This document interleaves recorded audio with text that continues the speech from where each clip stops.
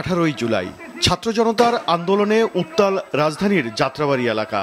সংবাদ সংগ্রহ করতে গিয়ে সেদিন বিকেলে পুলিশের গুলিতে প্রথম নিহত হন ঢাকা টাইমসের সাংবাদিক হাসান মেহেদী। জুলাই আন্দোলন শেষ হলেও শুরু হয় দুই শিশু সন্তান নিয়ে মেহেদীর স্ত্রী ফারহানা পপির জীবনযুদ্ধ। ঠাঁই নিয়েছেন কেরানীগঞ্জে ৯,০০০ টাকার ভাড়া বাসায়। আগে যেরকম করে গোছানো ছিল ওরকম করে গুছিয়ে রাখছি। সরকারি বেসরকারি সহায়তা পেলেও বাবার আদর স্নেহ ছাড়া দুই সন্তানকে মানুষ করাই যেন এখন পপির বড় চ্যালেঞ্জ। আমাকে যদি একটা ভালো একটা চাকরি যদি ব্যবস্থা করে দেওয়া হয়, আমি দুইটা বাচ্চা নিয়ে আমি ভালোভাবে থাকতে পারবো এবং ওদের স্কুলে পড়াশোনা এবং আমাদের একটা ওদের পড়াশোনা এবং ওদের চিকিৎসার জন্য যদি এরকম একটা ব্যবস্থা করে দিতে পারতো, আমরা অনেক কৃতজ্ঞ থাকতাম সরকারের কাছে।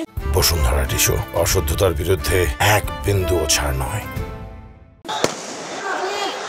18 জুলাই বিকেলে উত্তরায় গুলিতে নিহত হন দৈনিক ভোরের আওয়াজ পত্রিকার তরুণ রিপোর্টার ও মানারাত ইন্টারন্যাশনাল ইউনিভার্সিটির বিবিএ তৃতীয় বর্ষের ছাত্র শাকিল হোসেন।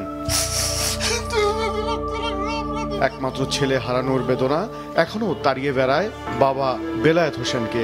আমি চাচ্ছি বিচার এরকম বিচার হতে হবে যাতে করে আল্লাহর জমিনের উপরে মানুষের হাতে কোনো পেশিজের হাতে কোনো মায়ের ছেলে কোনো মায়ের কোনো পিতা